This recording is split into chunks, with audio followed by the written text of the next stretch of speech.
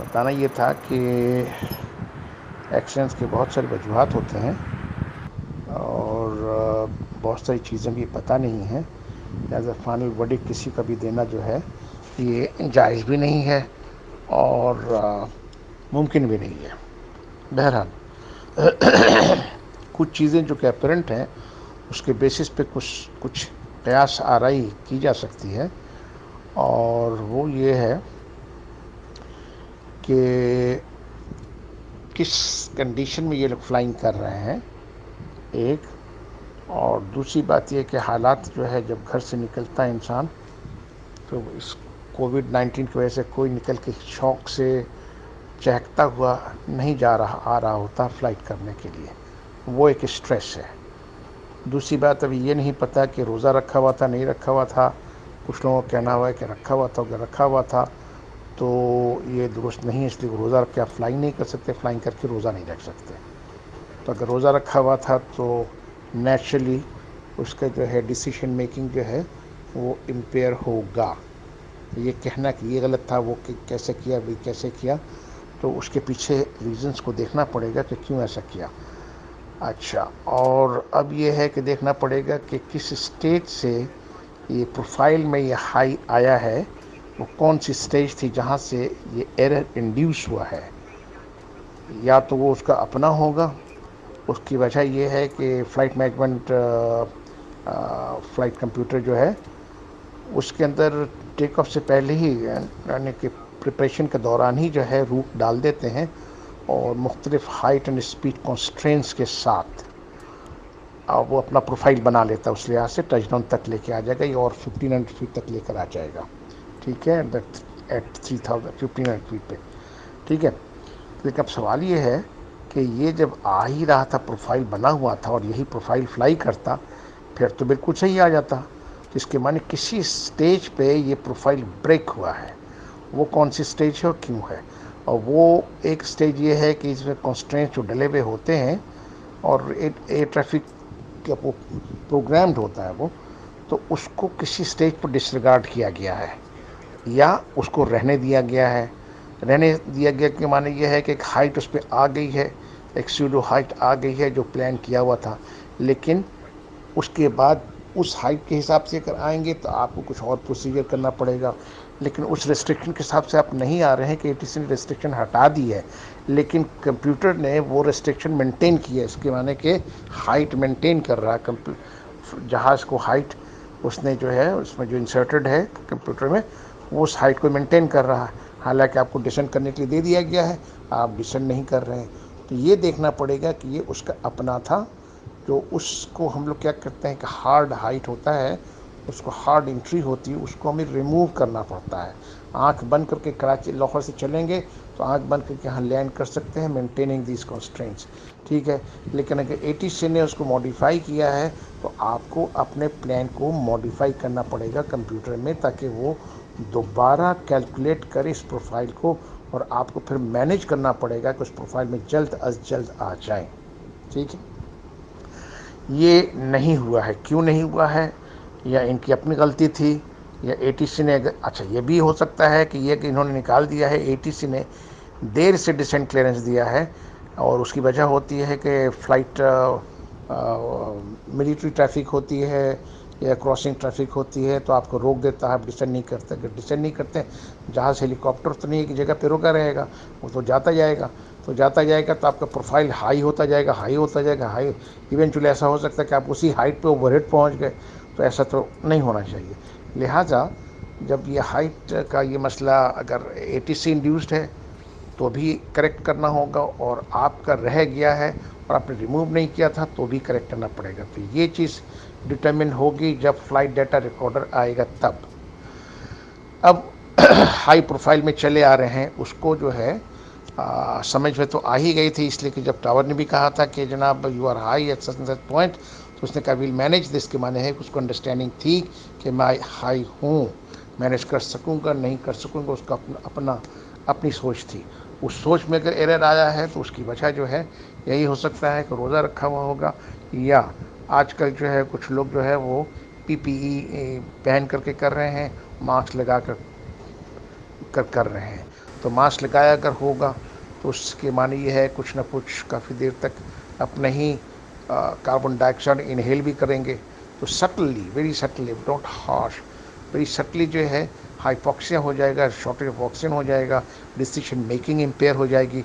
मगर आपको एक चीज़ सही लग रही है, उसको वही चीज़ जो है उस आपको सही नहीं लग रही है, उसको वो चीज़ सही लग रही है, इसलिए कि रैशनल सोचने की सलाहियत इम्पेयर हो गई है। ठीक है, तो ये एक एरर इंड्यूस हो गया आपके थिंकिंग प्रोसेस में। प्लस हाथ से काम करना, मूव करना, वो रिस्ट्रिक्ट हो गया है पीपीई पहन करके। लेकिन मैंने पूछा जब लोगों से कि भाई यहाँ पहन रहे हैं नहीं पहन रहे हैं, क्योंकि लॉन्ग हॉल में पहन रहे हैं, यहाँ जो हम लोग एकाध पड़ता पहना है, लेकिन बहुत डिफ़िकल्ट है इसको पहन करके फ़्लाइट करना। सो वी डोंट नो, ये भी एक अननोन है जो कि जानना पड़ेगा। ठीक है, अच्छा अब वो आया गियर की बात। गियर की वजह से बात की है कि आजकल मॉडर्न एयरक्राफ्ट में कोई भी जहाज़ बगैर गियर लेकर के लैंड कर ही नहीं सकता। There are 21 warnings. तो 21 वार्निंग्स जो आएगी तो कोई पागल ही होगा, ये मुर्दा भी खबर से उड़ जाएगा। तो ये कैसे नहीं सुनेगा? और दो दो आदमी, एक आदमी, दो दो आदमी है। और वो वार्निंग्स क्या होती है? कहते हैं कि too low terrain, too low terrain, too low gears, too low flaps, pull up, pull up, pull up, pull up, 21 time. तो इतने ज़ोर से अब पायलट्स के पास कोई मीन्स नहीं इस वार्निंग को ऑफ करने का। लिहाजा दिस नो क्वेश्चन के फर्स्ट ऑफ से रिमाइंड करा या नहीं करा, दिस नो क्वेश्चन के इग्नोर करेगा। ठीक है, तो गियर उसने लिया हुआ था, मेरे समझ के मुताबिक लिया हुआ था। और गियर से जो है ड्रैग बढ़ जाता है। वो चूँकि हाई था तो ऑल द मोर रीज़न के गियर लेगा कि ताकि वो जल्दी से अपना प्रोफाइल में आ जाए, रेट ऑफ डिसेंट अपना बढ़ा ले ड्रैग की वजह से। अच्छा अब आ रहा है, लेकिन स्पीड उसकी अभी भी हाई है। इसी की वजह से पीछे एक वार्निंग आ रही है, इसलिए कि वो डिसेंट भी करना चाह रहा है, स्पीड भी हाई है, गियर भी लिया हुआ है।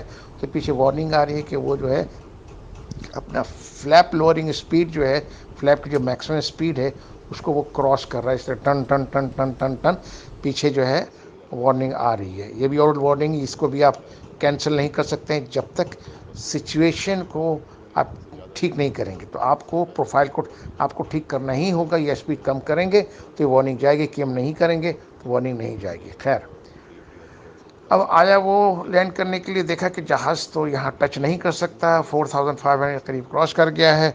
तो अब क्या करना चाहिए? तो उसने कहा कि भाई अब तो I think let's go and make another try. तो गो राउंड कहते हैं उसको। तो वो करने के लिए उसने टोगा प्रेस किया, उससे जो है पावर आता है, स्पूल अप करता है, फ्रॉम एक्सट्रीम आइडल से बिल्कुल फुल पावर पे चला जाता है। It takes time. इस दौरान प्रोसीजर ये है कि जब ये कमांड दे दिया गया तो जहाज़ को पहले पॉजिटिव क्लाइंब करना पड़ता है, एटीट्यूड चेंज करना पड़ता है, पावर आती है, और उसके बाद आप गियर रेस करते हैं, ताकि अगर जहाज़ सिंक करे तो कम से कम गियर के ऊपर करे। यहाँ पे लगता ये है कि वो फ्लाइट डाटा रिकॉर्डर ही बताएगा कि ये गियर जो है फर्स्ट ऑप्शन ने पूछ के किया, बगैर पूछ के किया। पायलट ने जो है अपने उस गलती की वजह से, जो कि इंड्यूस्ड फैक्टर्स हैं उसकी वजह से, उसने कह दिया कि रेज द गियर्स, उसके से कर लिया। तो ये प्री मेच्योरली गियर ऊपर किया क्या होगा? गियर ऊपर करने से पहले फ्लैप्स करते हैं, गो राउंड फ्लैप्स। तो प्रेस्ड होगा, सेट गो राउंड फ्लैप्स। तो जब ये गो राउंड फ्लैप्स करेगा तो उसमें भी फ्लैप जो है ड्रैग तो देता है, लिफ्ट भी देता है। ठीक है, तो वो थोड़ा सा लिफ्ट किल हुआ। जब लिफ्ट किल हुआ तो जहाज़ सिंक करेगा, पॉजिटिव क्लाइंब नहीं आया है। तो गियर रेज नहीं होना चाहिए था, कि जहाज़ अगर सिंक करता है तो अपने गियर के ऊपर ही जहाज़ टच कर जाएगा। ठीक है, कोई बात, नो लॉस, नो लॉस। ठीक है, तो वो नहीं हुआ, और यही वजह है कि जहाज़ उस सिंक करने में इंजन टच कर गया, जहाज़ रेज हो गया। और अब जो टच किया है इंजन, पता तो उसको चले ही गया, लेकिन उसने तो इनिशिएट कर दिया, अब रुक तो नहीं सकता है। तो उसी में जहाज़ अब तक, जब तक स्पीड नहीं आएगी, फुल टेक ऑफ नहीं करेगा। यही वजह है कि उसने एक दो दफ़ा कोशिश की रेस करने की, तो जहाज़ उठा नहीं, इसलिए कि स्पीड नहीं आई, पावर नहीं आया। फिर एकदम जहाज़ उठा नहीं, स्पीड नहीं आई, पावर नहीं आया। इसलिए 3 जगह जो है इसने रगड़ खाया है। लोगों ने कहा टप्पा खाया है, बाउंस किया है, ये गलत है। और उसके बाद जहाज़ जब पावर आ गया तो जहाज़ टेक ऑफ कर गया। अब इसको किसी को भी नहीं पता चलता, कि एक्सपर्ट को नहीं पता चल सकता यानी इंडिकेशन से कि जहाज़ किस हद तक इंजन डैमेज हुआ है। क्या वो सस्टेन कर सकता था? नहीं सस्टेन कर सकता था। अच्छा, यहाँ पे अगर विंड कंडीशन अगर फेवरेबल है, काम है और माइल्ड है, तो अगर टावर कहता, उसको टावर की गलती, टावर कहता कि आपने इंजन टच किया है और आग निकल रही है, लैंड बैक इमीडिएटली, तो भी ये लैंड बैक कर सकता था इमीडिएटली। तो ये सिचुएशनल अवेयरनेस जो है टावर ने उसको नहीं दिया, जबकि टावर ने विजुअली देखा है और फोटो भी खींची गई है, और उसको ये पता नहीं है कि डैमेज कितना हुआ है, बाहर आग लगी है नहीं लगी है, कोई पायलट नहीं बता सकता। उस तक कोई इंडिकेशन नहीं आ गया, एक्सटर्नल फायर का कोई इंडिकेशन भी नहीं है। उसके बाद उसने जब रेस किया, आने के बाद डाउनविंड पे जाने की कोशिश की, चक्कर लगा करके फिर आने के लिए, तो उसने एक वाइड सर्किट दे दिया उसको। टावर को ये नहीं करना चाहिए था, रनवे से क्लोज रखना चाहिए था, टाइम भी बच जाता, डिस्टेंस भी बच जाता, फ्यूल बच जाता। ठीक है, टाइम बस क्रिटिकल ही है। तो वो नॉर्मल पैटर्न के लिए आना चाह रहा था। नॉर्मल पैटर्न जो है, हम जो है फॉरन रनवे के साथ साथ नहीं टर्न करते हैं, इसलिए बिल्टअप एरिया है मलिर का, और इसलिए हम साथ नहीं टर्न करते हैं। लेफ्ट साइड सर्किट जो है वाइड ही बनता है, राइट हैंड सर्किट अगर देता तो वो ज़रा क्लोज होता। लेकिन एक और ऑप्शन था इनके पास कि इमीडिएटली जब लैंड बैक करना था तो ऑपोजिट डायरेक्शन से इसी रनवे के ऊपर लैंड कर जाता, 360 करके immediately right turn, hard right turn करता। इसलिए अभी तो फ्लाइट कंट्रोल्स काम कर रहे हैं, हार्ड राइट टर्न करता, और करने के बाद ऊपर क्लाइंब भी करते, इसलिए इंजन काम कर रहा है, और घूम करके 2000 फीट से इसी रनवे पे ऑपोजिट साइड से लैंड कर जाता। हार्डली 3 मिनट के अंदर लैंड कर जाता, 3 मिनट्स ओनली। ठीक है, लेकिन ये किसी के दिमाग में नहीं आई। ये एक्सरसाइज जो है हमने कर किया भी है सिमुलेटर में, और लोग करते भी हैं, अच्छे इंस्ट्रक्टर करवाते भी हैं, कि इमीडिएटली आपने जैसे टेक ऑफ किया, उसने कह दिया कि fire, fire on both engines. अब फायर ऑन बोथ इंजन्स, तो इंजन तो उसको चला ही जाएगा। तो इंजन अभी पावर दे रहा है, तो इमीडिएटली राइट टर्न किया, हार्ड राइट टर्न किया 90 डिग्रीज, और 270 डिग्रीज टर्न करके वापस आ गई रनवे के ऊपर 3 मिनट्स के अंदर। Only takes 3 minutes. तो यहाँ लैंड कर सकता था, लेकिन यहाँ नहीं कराते, पीआई में नहीं करा, हमें जॉर्डिनियन इंस्ट्रक्टर ने ये कराया था। इसलिए फायर में कहते हैं कि लैंड बैक इमीडिएटली। तो अगर घूम कर कितना आएंगे तो इमीडिएट नहीं हुआ ना भाई। अच्छा खैर, अब वहाँ से आ रहा है तो उसको महसूस हुआ कि 3000 फीट जो क्लाइंब करने दिया, 3500 नहीं कर सकता, तो ही सेटल फॉर 2000 फीट। बल्कि उसने कहा कि वी आर ट्राइंग टू, इसके बाद 2000 फीट भी नहीं क्लाइंब किया जा सकता। At some point in time engine की प्रॉब्लम डेवलप होने शुरू हो गए। उसके बाद जनाब ये इंजन पैक करके अब ये लेफ्ट टर्न कर रहा है। जब लेफ्ट टर्न कर रहा है तो उसने कहा कि do you want to make another belly landing. ये बकवास के नहीं करना चाहिए था, इसलिए कि belly landing, plan belly landing के लिए फ्यूल जो है बर्न करना पड़ता है, या जिस जहाज़ में डंपिंग है वहाँ डंप करना पड़ता है, जहाज़ को हल्का करना पड़ता है ताकि फायर हैजर्ड ना हो। और उसके बाद लैंड करने के लिए फोम बिछाया जाता है, अबाउट 58 फीट डाउन से लेके अबाउट 4-5,000 फीट तक फोम बिछाया जाता है ऑल्टरनेट पैचेस में, और उसके बाद जहाज़ को लैंड किया जाता है। तो ये एटीसी को ये नहीं कहना चाहते कि are you planning to land with another, are you going to make another belly landing. ये गलत उसने दिया है, आरटी कॉल दिया है टावर ने। अच्छा, अब उसके बाद आने की कोशिश कर रहे थे, तो जाहिर सी बात है यहाँ पे इंजन जब चला गया तो उसने मेडे कॉल दे दिया। अब आपके पास कुछ नहीं है, ठीक है। तो आपको ग्लाइड करना चाहिए था, गियर नहीं लेना चाहिए था। रैट है, रैम या टर्बाइन है, ये पंखा निकल जाता है जहाज़ से। वो पंखा जो है एयर के प्रेशर से रोटेट करता है, वो रोटेट करता है तो वो जो इलेक्ट्रिकल पंप काम करता है, और वही जो है फिर hydraulic pump, electrical hydraulic pump को एनर्जाइज करता है। उससे आपको मिनिमल हाइड्रोलिक प्रेशर मिलता है for very limited control surface control surface के कंट्रोल के लिए, और एयरक्राफ्ट कंट्रोल के लिए, और मिनिमम इलेक्ट्रिकल सर्विसेज के लिए जो आपको चाहिए कॉपी मिनिमम। ठीक है, तो उसका कोई ड्रैग नहीं होता, इसलिए कि पंखा घूमता है तो वो ड्रैग नहीं है इतना। अब वो आ रहा है तो इसका एक ग्लाइड प्रोफाइल होगा बोथ इंजन लॉस के पर। अगर आपने गियर ले लिया then you fall like a stone. अब यहाँ एक गलती हुई है कि गियर जो कि स्टेज पे लिया है, अर्ली नहीं लेना चाहिए था, आगे जाके लेना चाहिए था। तो ये था कि पॉसिबिलिटी थी कि ये ग्लाइड करके आ जाता। जब गियर ले लिया तो ड्रैग बढ़ गया, जब ड्रैग बढ़ गया तो उसको जो है विदाउट गियर के साथ जो ग्लाइड होता, रेंज मिलता, वो नहीं मिला, रेंज उसका कम हो गया। ठीक है, चूँकि रेंज कम हो गया, अब उसके बाद उसको गिर नहीं था, उस इवेंचुअली नोज़ को बहुत हाई कर लिया, उससे मज़ीद ड्रैग बढ़ गया। उसने समझा कि नोज़ को हाई कर लेंगे तो जहाज़ टच नहीं करेगा, दैट वाज रॉन्ग। नोज़ को नीचे ही करता, ग्लाइड पे किस तरह आता, और उससे रेंज बढ़ जाती। जब स्पीड बढ़ती तो रेंज भी बढ़ती, लगता है कि जहाज़ ये टच कर जाएगा, लेकिन ग्राउंड स्पीड ज़्यादा होती है तो जहाज़ किस तरह आगे पहुंच जाता। सब्सिक्वेंटली ये है कि एटीसी वालों का सीए का को ये देखना था कि अप्रोच फनल होता है, इस फनल के अंदर जो कोई ऑब्स्ट्रक्शन नहीं होना चाहिए। ये बड़ी बड़ी ऊंची ऊंची बिल्डिंग बना दी, 3-4 मंजिला बिल्डिंग बना दी, और इन बिल्डिंग से आके ये टच कर दिया। ये नहीं होता तो बिल्डिंग नहीं होता, जहाज़ कुछ और आगे जाता, 1500-2000 फीट और आगे, तो पॉसिबिलिटी था कि अंडर शूट में कहीं जाके जहाज़ गिरता और वहाँ बहुत सारी जानें बच जाती। ये है मेरी समरी, और ये बहुत क्लोज होगा। और जो कॉन्सिक्वेंसेस हैं किसकी वजह से हुआ, तो कंट्रीब्यूटिंग फैक्टर और अभी निकल करके आएंगे। सबसे बड़ा कंट्रीब्यूटरी फैक्टर देखना ये है कि ये जो प्रोफाइल से क्यों हटा और कैसे हटा, ठीक है।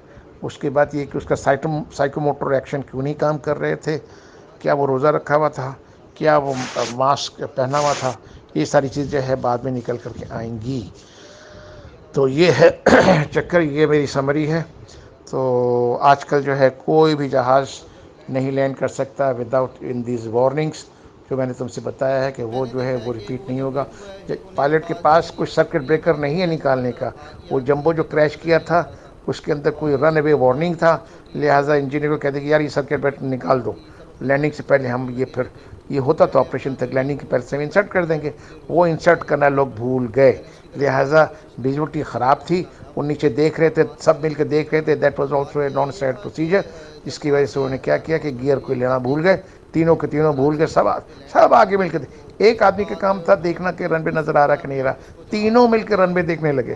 फ्लाइट इंजीनियर भी रनवे ढूंढ रहा है, और फ्लाइट इंजीनियर अपना काम भूल गया कि जनाब गियर को रोल करना, ठीक है। तो बस यही है, यही मुझे कहना था। Thank you.